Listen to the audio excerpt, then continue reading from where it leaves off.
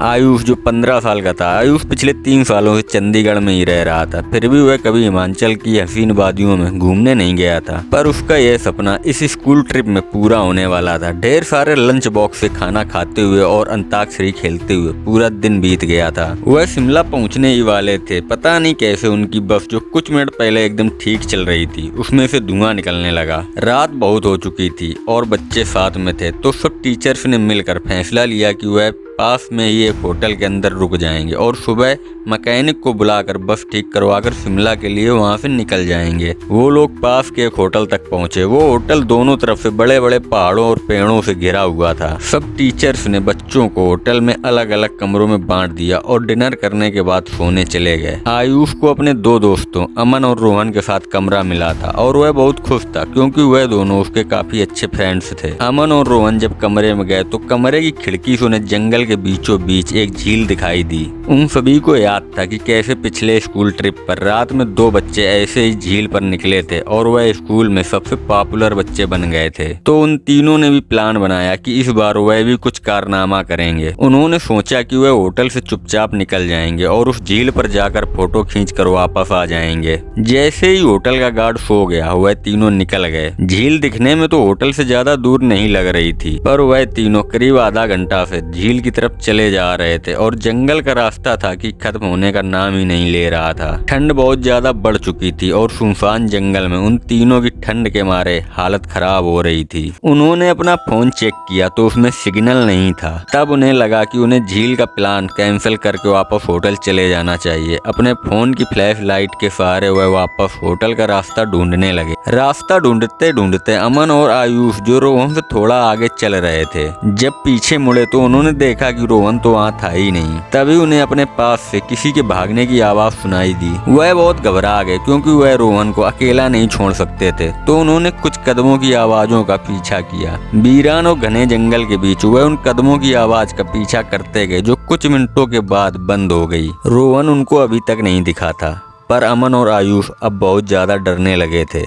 लेकिन तभी उन्हें ऐसी आवाज आई कि मानो कोई जमीन खोद रहा था। वह धीरे धीरे उस आवाज के पास गए और झाड़ियों के पीछे से उन्होंने देखा कि और कोई नहीं बल्कि रोहन ही जंगल में एक गड्ढा खोद रहा था। उन्होंने डर के मारे रोहन को पुकारा। रोहन उनकी तरफ मुड़ा और उन्हें गुस्से से भरी आंखों से देखने लगा। उसकी आंखें एकदम काली पड़ चुकी थीं, जैसे किसी ने उसके अंदर से उसकी आंखें ही निकाल ली हों। अमन रोहन के पास गया और उसने रोहन के कंधे पर हाथ रखकर उससे पूछा कि उसे हुआ क्या है। लेकिन रोहन के कंधे पर हाथ रखते ही रोहन अमन के ऊपर चिल्ला पड़ा। रोहन ने उसे बहुत तेज धक्का दिया। अमन काफी दूर जाकर गिरा। रोहन के अंदर कोई अजीब सी शक्ति आ चुकी थी। आयुष भागा भागा अमन के पास गया। रोहन अब आयुष की तरफ आगे बढ़ने लगा था, पर जैसे ही वह आयुष के पास आया, रोहन को अजीब से दौरे पड़ने लगे और वह बेहोश हो गया। आयुष उसको होश में लाने की कोशिश करने लगा और जैसे ही रोहन होश में आया, उसने अमन की तरफ देखा और जोर जोर से चिल्लाते हुए कहने लगा, वह अमन के अंदर है। तभी आयुष ने देखा तो अमन सर झुकाए नीचे की तरफ बैठा है।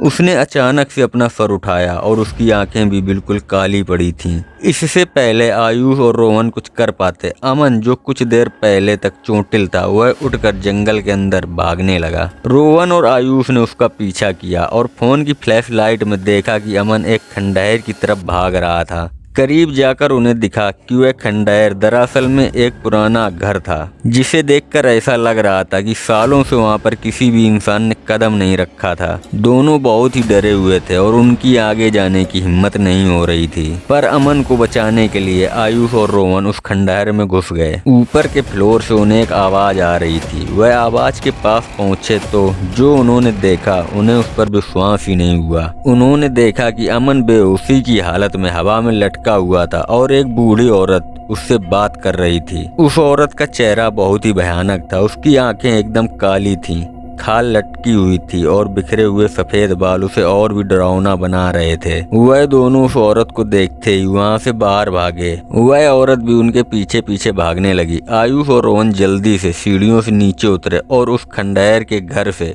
दरवाजे तक पहुंचे। उन्होंने जब मुड़कर एक बार पीछे देखा तो वह बूढ़ी औरत किसी कीड़े की तरह रेंगती हुई सीढ़ियों से उतर रही थी और उनके पास ही आ रही थी। वह किसी तरह वहां से निकलकर जंगल की ओर भागे और भागते ही चले गए। भागते भागते उन्हें पता ही नहीं चला कि कब वह उस झील के पास आ गए जिस झील की तलाश में वह होटल से बाहर निकले थे। रोहन और आयुष दोनों भागते भागते उस झील के अंदर गिर पड़े और डूबने लगे। उन्हें ऐसा लग रहा था जैसे कोई उन्हें झील के अंदर खींच रहा हो। आयुष किसी तरह झील से बाहर आ गया पर उसकी आंखों के सामने रोहन झील में डूब गया और वह कुछ भी नहीं कर सका। आयुष यह सब देखकर इतना घबरा गया था कि उसे चक्कर आने लगे और वह वहीं बेहोश होकर गिर पड़ा। आयुष की जब सुबह आंख खुली तो वह उसी होटल के कमरे में था। वह भागकर बाहर गया तो बाहर पुलिस की बहुत सी टीम थी और जमीन पर सफेद चादर में लिपटी हुई रोहन और अमन की लाश पड़ी हुई थी। पुलिस ने तो इसे मर्डर घोषित कर दिया था, पर आसपास के रहने वालों ने बताया कि कई साल पहले उस जंगल में औरत चैन से रहती थी, पर एक रोज उसके घर को कब्जाने के लिए पास के गांव के कुछ लोगों ने उसके साथ बदसलूकी की और उसको मारकर उस झील में फेंक दिया। तब से कोई भी इंसान रात में जंगल की ओर या उस झील के पास नहीं जाता है। कहते हैं कि उस बूढ़ी औरत की आत्मा अभी भी अपने बदले के लिए उस जंगल में भटकती है। काश यह बात इन तीनों दोस्तों को पता होती तो शायद आज आयुष के साथ रोहन और अमन भी जिंदा होते।